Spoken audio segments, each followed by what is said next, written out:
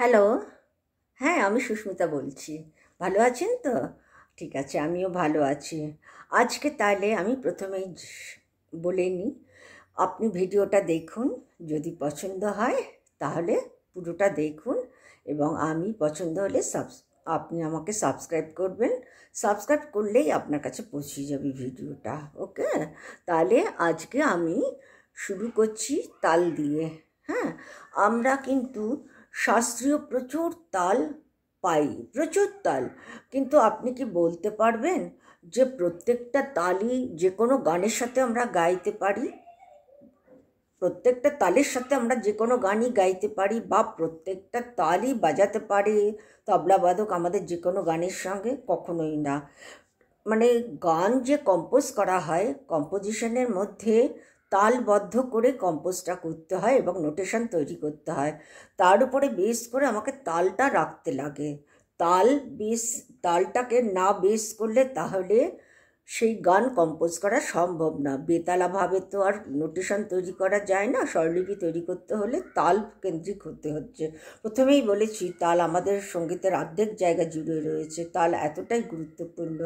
তবে এক একটা গানেতে, এক একটা শৈলীর গীতেতে এক এক রকম তালের ব্যবহারটা হয়ে থাকে বা বাজানো হয়ে থাকে। তার কারণ তাতে গানের সৌন্দর্যটা বেড়ে যায় এবং শ্রুতিমধুর লাগে এবং তার মাধুর্যতাও বেড়ে যায়, এবং আমরা খুব মানে ইমপ্রেসড হয়ে পড়ি মানে শুনতে শুনতে। তাই যাই হোক, আজকে আমি মানে দুটো তালের কথা বলছি। আমরা 16 মাত্রার প্রচুর তাল পেয়েছি, প্রচুর 16 মাত্রার তাল পেয়েছি, এবং আগেও আপনাদের জানিয়েছি প্রচুর 16 মাত্রার তাল। হ্যাঁ, যেমন আপনার যৎ পেয়েছি, পাঞ্জাবি পেয়েছি, ত্রিতাল পেয়েছি। হ্যাঁ, সেরকম এখন আরও আরও তাল আছে যেগুলো মানে আমার মনে করতে পারছি না ইমিডিয়েট। কিন্তু আজকেও ঠিক দুটো 16 মাত্রার তালের উপরে আপনাদের সঙ্গে আলোচনা করব এবং পরিচয়টা দেব। এর মধ্যে দিয়ে আপনারা সম্পূর্ণ মানে কোন গানের সাথে কোন তালটা বাজানো হয় সেটা আরও ভালোভাবে জেনে যাবেন। মানে তাল সম্পর্কে একটু নলেজ যদি থাকে না, তাহলে কি হয়, গান গাইতে কোনো অসুবিধে হয় না। আমি গান শিখলাম সেটাই যথেষ্ট না, কিন্তু তালে বদ্ধ সঙ্গীতের গুরুত্বটাই বেশি দেওয়া হয়। তাল ছাড়া গান আপনি 1% পাবেন কিনা সন্দেহ।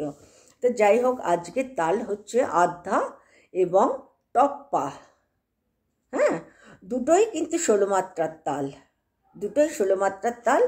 আজকে আমি শুধুমাত্র হাতের মধ্যে দিয়ে দেখাচ্ছি, এবং দুটোরই আপনি অদ্ভুত পরিচয়ের মানে মিল পাবেন যেটা, কিন্তু কোথায় পার্থক্যটা সেটা আপনি কিছুটা গেস করার চেষ্টা করবেন। করলে মনে হয় আপনারই উপকার হবে। তবে আমি আপনাদের কাছে ডিটেলসে বলবো। আমি যদি না বলি আপনারা জানবেন কোথা থেকে? হ্যাঁ, বা বই পড়েও অনেক সময় অনেক কিছু আমরা পাই না, কিন্তু শুনতে শুনতে শুনতে শুনতে আলোচনা করতে করতে এগুলো অনেকটা আমরা এগিয়ে যেতে পারি। হ্যাঁ, তো যাই হোক, আজকে তাল আধ্যাটা যখন বলছি, আধ্যা 16 মাত্রা। আধ্যার তালটা কি আপনাদের হাতে ধরে দেখাচ্ছি। ধা ধিন ধা, ধা ধিন ধা, তা তিন তা, তা ধিন ধা, ধা ধিন ধা, ধা ধিন ধা, না তিন তা, তা ধিন ধা। আবার দেখাচ্ছি। হ্যাঁ, মানে আপনাদের আগেও বলেছি যে এই যে গ্যাপ, আমি সুরটা টেনে রাখছি, তার কারণ হচ্ছে ওর মধ্যে একটা করে মাত্রা আছে।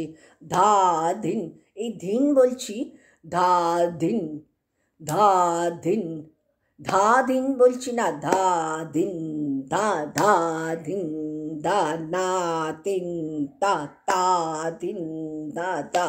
এই যে ধা ধিন, এই যে ধা ধিন, আমি ধা ধিন বলছি না, ধা ধিন বলছি না, ধা ধিন।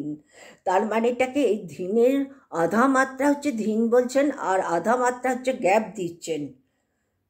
আধা মাত্রা গ্যাপ দিচ্ছেন মানে আধা মাত্রার যে সময়টা রয়েছে সেই সময়টা আপনি গ্যাপ দিচ্ছেন। ধা ধিন ধা ধিন, ধিন বলার পরে আবার ধিনটাকে টানছি, তার মানে সেখানে এক মাত্রা পুরো রয়েছে। ধা ধিন দা। আবার দেখাচ্ছি, ধা ধিন ধা ধা ধিন ধা তা তিন তা ধা ধিন ধা ধা। আবার দেখাচ্ছি, ধা ধিন ধা ধা ধিন ধা তা তিন তা তা ধিন ধা ধা।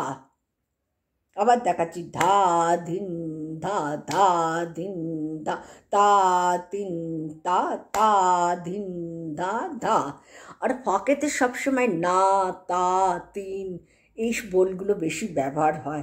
তা বলে আমি এই কথা বলতে পারবো না যে আমার তালির মধ্যে থাকবে না। আপনাকে সেটা কান তৈরি করতে হবে, সেটাকে আপনাকে খুব ভালোভাবে নখদর্পণে নিয়ে আসতে হবে, যাতে আপনি বুঝতে পারেন তালটা কি, কোন বোলটা ব্যবহার করছে তবলার চাটিতে।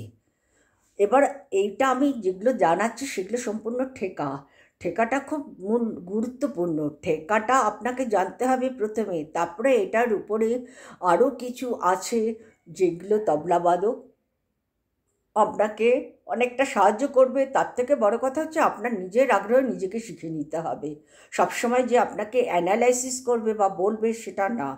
প্রচুর সঙ্গীত শিল্পীদের আছে যেটা নিজেদের আইডিয়াকে অ্যাপ্লাই করে, যেটা যুক্তিসম্মত, বিচারসম্মত, ন্যায়সম্মত এবং শ্রুতিমধুর। যে কোনো জিনিসই, ফাইন আর্টস এমন একটা জিনিস। তো সেই ক্ষেত্রে আমি আপনাকে দেখিয়ে দিলাম যে ধিনটার আধা মাত্রা হচ্ছে গ্যাপ হচ্ছে, আর আধা মাত্রাতে ধিন বলছি, তারপরে ধিনের পরে একটু টানছি, সেই টানার মধ্যে কিন্তু এক মাত্রা পড়ছে ধা ধিন ধা, ধা ধিন ধা। মানে মানে গ্যাপ, ধা দিন ধা ধা তিন ধা না তিন তা ধা দিন ধা ধা। তাইলে আধার কটা তালি পড়ছে? 3টে তালি, একটা খালি। কখানা বিভাগ রয়েছে? 4টে বিভাগ রয়েছে। আর প্রত্যেকটা বিভাগে কটা করে মাত্রা রয়েছে? 4টে করে মাত্রা। তাহলে এটাকে কি বলবো? হ্যাঁ, সমমাত্রিক তাল বলতে পারি। এটা কি বিষমমাত্রিক? নিশ্চয়ই না। বিষমমাত্রিক হলে 2, 1, 3 এর মধ্যে দিয়ে ভাগ হবে, মানে যেটা প্রত্যেকটা বিভাগের মধ্যে যখন একই রকম মাত্রা থাকবে তখন সেটাকে সমমাত্রিক তাল বলা হচ্ছে। বারবারই সেটা বলছি। আর প্রথম তালিতে কি হচ্ছে, এটা কিন্তু এই যে প্রথম তালিটাকে আমি সম বলছি। তাহলে এখানে আমার কোন কোন জায়গায় তালিটা পড়ছে? 3টে জায়গায় তালি, একটা জায়গায় খালি। 3টে জায়গায় তালিটা হচ্ছে প্রথম, পঞ্চম আর ত্রয়োদশ, অর্থাৎ 13 নম্বরে তালি পড়ছে, আর খালি পড়ছে নবমে। হ্যাঁ, তাইলে আপনার 4 করে যদি 4টে বিভাগে মানে 4 মাত্রা যদি হয়, তাহলে 4 × 4 = 16 মাত্রা হয়ে যাচ্ছে। এমনিতেই এখানে 16 মাত্রা হয়ে যাচ্ছে। তাহলে আধার কত মাত্রা? 16 মাত্রা। আর এই তালটাকে কি বলছে? এটাকে বলছে সিতারখানি তাল বলা হয়। আর আধা তালে কিন্তু প্রচুর লাইট সং আছে। বিশেষভাবে আমি নজরুলগীতিটা যেটা শিখেছি, নজরুলগীতিতে অনেক সময় অনেকে ত্রিতালের পরিবর্তে, মানে আপনি ত্রিতালও গাইতে পারবেন, তখন আধাটাও বাজাতে পারবেন। আধার একটা এই যে স্টাইলটা না, ধা দিন ধা ধা দিন ধা তা তিন তা না তিন ধা ধা, এই যে ধা ধিন ধা ধা ধিন ধা তা তিন তা ধা দিন ধা ধা, এই যে একটা মানে সুরের একটা রেশ থাকছে মাত্রার মধ্যে, বোল ছাড়া, মানে এটার একটা আলাদা বিউটি রয়েছে কিন্তু তবলার মধ্যে, শুনলে বুঝতে পারবেন। ঠিক আছে, তাহলে এইটা বলা হলো। এটা সাধারণত হালকা গানেতেই বেশি ব্যবহার হয়ে থাকে। এবার আমি টপ্পাটা বলি। টপ্পা তালটা একদম মানে খুব লিমিটেড গানের মধ্যে সীমাবদ্ধ। আধাও লিমিটেড, ত্রিতালের মতন অতটা মানে পপুলার না, কিন্তু টপ্পাটা ভীষণভাবে একটা মুষ্টিমেয় জায়গার মধ্যে সীমাবদ্ধ। টপ্পাঙ্গের গানের মধ্যে ব্যবহার হয়, এবং টপ্পা যেটা লাইট ক্লাসিক যেটা বলে, রাগ বেসিস হয়, টপ্পা সবসময় রাগ বেসিস হয়, সেখানে ব্যবহার হয় টপ্পাটা। এবারে টপ্পার তালটা আপনাদের আমি একটুখানি জানাই।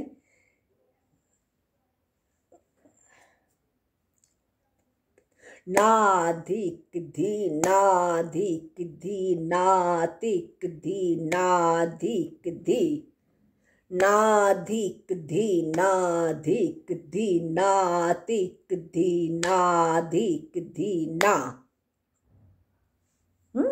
আবার বলি, নাধিক ধি নাধিক ধি নাতিক ধি নাধিক ধি না। মানে আপনি বুঝতে পারছেন কথা, বোলগুলো কি, বোলগুলো কম্পেয়ার করুন, বোলগুলো দেখুন শুধু।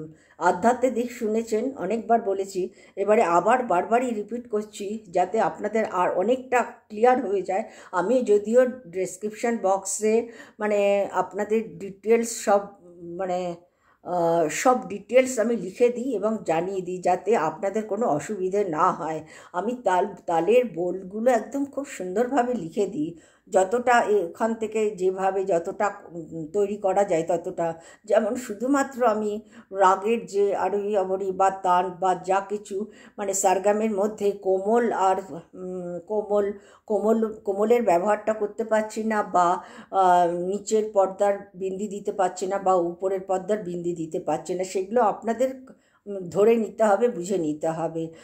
তার কারণটা হচ্ছে ওগুলো দিতে গেলে কি হচ্ছে, অনেকটা উঁচুতে হয়ে যাচ্ছে এবং ঠিক হচ্ছে না সেটা, সেই জন্য আমি দিতে পারছি না সেটা। কিন্তু আপনারা মোটামুটি তালটা পুরো পেয়ে যাবেন। হ্যাঁ, আমি ইভেন মাত্রা ইনক্লুড মাত্রাগুলো বসিয়ে দিচ্ছি, 1 2 3 4 5 6 7 8 করে মাত্রাগুলোও বসিয়ে দিচ্ছি। আবার বলছি, নাধিক ধি নাধিক ধি নাতিক ধি নাধিক ধি নাধিক ধি নাধিক ধি নাতিক ধি নাধিক ধি না। তাহলে এখানেও কি দেখছি, না শুরুতে না বলছি, কিন্তু শুরুর বোলটা কি হচ্ছে না, কিন্তু আমরা সাধারণত না তাক এই ধরনের শব্দগুলো আমরা ফাঁকেতেই পাই সাধারণত, কিন্তু এইখানে যে বোলটার ব্যবহার হচ্ছে না দিক ধি, এই নাটা, এই নায়ের মধ্যে কিন্তু তালি দিচ্ছি, তাহলে এটা তালি প্রথম তালিটা কি বলছে, সোম বলছে তো, তাই না? এবারে বলি, এর পরিচয়টা দিয়ে দিই যে এর 4টি বিভাগ আছে আর 3টে তালি একটা খালি। কি করে 3টে তালি একটা খালি? এবং প্রত্যেকটা তালেতে আমি বলছি, আপনাদের আলাদা করে কোনো তালের মধ্যে বলছি না, 16 মাত্রার তালে এগুলো যেগুলো বলছি, এটা প্রথম দ্বিতীয় ভাগ তৃতীয়। এই যে 4টি বিভাগে রয়েছে, প্রথম সোম দ্বিতীয় ভাগ তৃতীয়, সোম দ্বিতীয় ভাগ তৃতীয়, আধ্যাতেও রয়েছে, এতেও তাই রয়েছে, সোম দ্বিতীয় ভাগ তৃতীয়, এবং প্রথম তালিটায় সোম পড়ছে। প্রত্যেকটা 4টে বিভাগ আছে, 4টে বিভাগে প্রত্যেকটা বিভাগে কটা করে মাত্রা রয়েছে, 4টে করে মাত্রা রয়েছে, 4টে করে, প্রত্যেকটা 4টে বিভাগেই যদি 4টে করে মাত্রা থাকে তাহলে 16টা মাত্রা হয়ে যাচ্ছে। এবং কোন কোন মাত্রাতে তালি পড়ছে, 3টে তালি পড়ছে সেটাই জানাচ্ছি। প্রথম মাত্রা 5 মাত্রায় এবং 13 মাত্রাতে তালি পড়ছে, আর নবম মাত্রাতে খালি পড়ছে। তাহলে আপনি আধ্যার সঙ্গে তুলনা করে দেখুন যে আধ্যা আর এইটা টপ্পার একই, তাই না? সম্পূর্ণটাই এক। আপনি পরিচয় যখন বিশ্লেষণ করতে যাবেন বা ব্যাখ্যা করতে যাবেন, তারপর সবটাই এক, সব এক। তাহলে আমার পার্থক্যটা কোথায় আসছে? পার্থক্যটা হলো আপনার আধ্যা একটা এমন তাল, যে কোনো 3 তালের পরিবর্তে আপনি আধ্যাটা মাঝে সাঝে ইনক্লুড করে ব্যবহার করা যেতে পারে, যদি তবলাবাদক মনে করেন বা আপনার যদি রুচিতে আসে যে হ্যাঁ ইউজ করা যাবে। কিন্তু আধ্যা তালের উপরে বদ্ধ অনেক স্বরলিপি আছে, অনেক গান আছে যেগুলো আমরা শিখেছি, লাইট সং, আধ্যা তাল। কিন্তু টপ্পা হচ্ছে শুধুমাত্র টপ্পার সঙ্গেই ব্যবহার করা হয়। তাহলে এই দুটো মানে 16 মাত্রার সব পরিচয় এক থাকা সত্ত্বেও পার্থক্যটা কোথায় পাচ্ছি আমরা?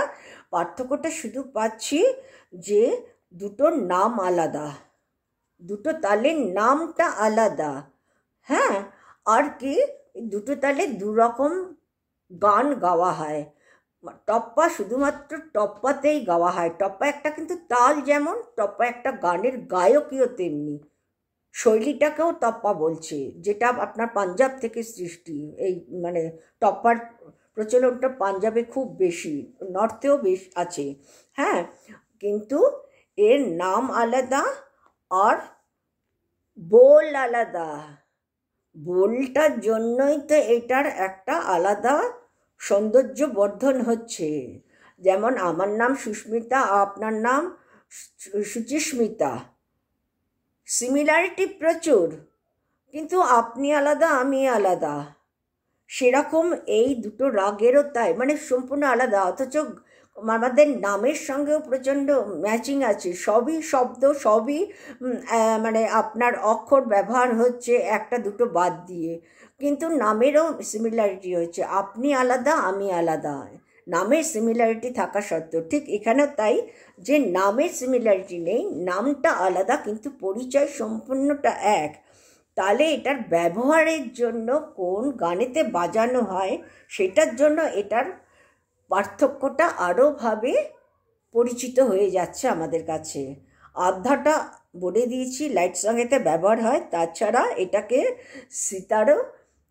সিতারখানি বলেও অনেকে বলে থাকে, সিতারখানিও বলে থাকে অনেকে।